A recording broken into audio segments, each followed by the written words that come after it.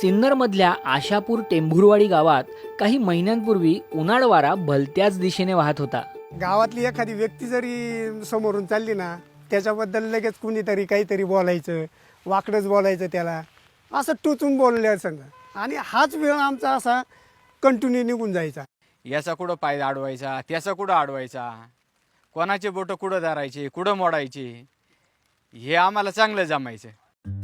पण गावात टवाळक्या करणारी ही मंडळी फार्मर कपच्या प्रशिक्षणाला गेली आणि चमत्कारच घडला. ज्या वेळेस त्यांचं ट्रेनिंग पूर्ण झालं आणि ते माघारी यायचा प्रवास चालू होता, त्यावेळेस त्यांच्यात म्हणजे जबरदस्त बदल बघायला मिळाला. गाडीत बसल्यावर तिने पहिला आपला गट रजिस्टर केला. प्रशिक्षण घेतलं ना, तिथंच आम्हाला सर्व ऊर्जा तिथंच मिळाली आणि तिथूनच आम्ही तयार होऊनच आलो. येतानाच तयार होऊन आलो आम्ही. तवा गरम आहे, पोळी भाजायची हेच ठरवलं आणि मग हा गट आम्ही तयार केला. लागलीच शेतकरी गट तयार झाला आणि सगळा आळस झटकून ही मंडळी कामाला लागली. एका शेतकऱ्याची लागवड करायची होती. डायरेक्ट टीम शेतात गेली. शेतात गेल्यानंतर ते काम त्यांनी लिटरली 1 ते 1.5 तासात पूर्ण केलं. त्यांचा आत्मविश्वास प्रचंड वाढलेला होता आणि मग तिथून पुढे कामाचा सपाटा सुरू झाला. दररोज सकाळी 8 वाजता ती शेतकरी कोणाच्या ना कोणाच्या वावरात असतात.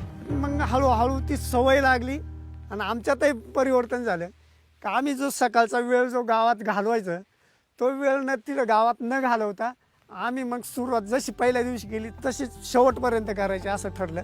एकमेकांच्या खांद्याला खांदा लावून काम केल्याने सर्वजण अंतर्बाह्य बदलून गेले. पहिलं शरीर जड होतं, चालताना दम लागायचा, हिंमत नव्हती, मनगटात दम नव्हता, आपण एखादं काम करू असं ध्येय नव्हतं.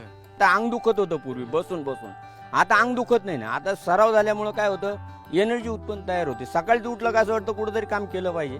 सुरुवातीला आहे ना, साधारणतः मी घरचं जर काम करायला गेलो किंवा आमच्यातला बरेचसे सदस्य आहे, घरचं सांगितलं ना हे काम करायचं आहे, तर तिथं 10 वेळा सांगायचं नाही बाबा माझं कंबर दुखतंय, कोण म्हणायचं माझं पाठ दुखत, कोण म्हणतं माझा मणक्यातच गॅप पडेल.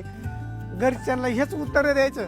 पण आता इथं कोणाचा मनकाही जात नाही आणि कोणाचं कंबरही दुखत नाही आणि घरचे पण म्हणायला लागले का तुमच्यामध्ये काहीतरी वेगळंच झाले, तुम्हाला काही कुणी केलंय का काय.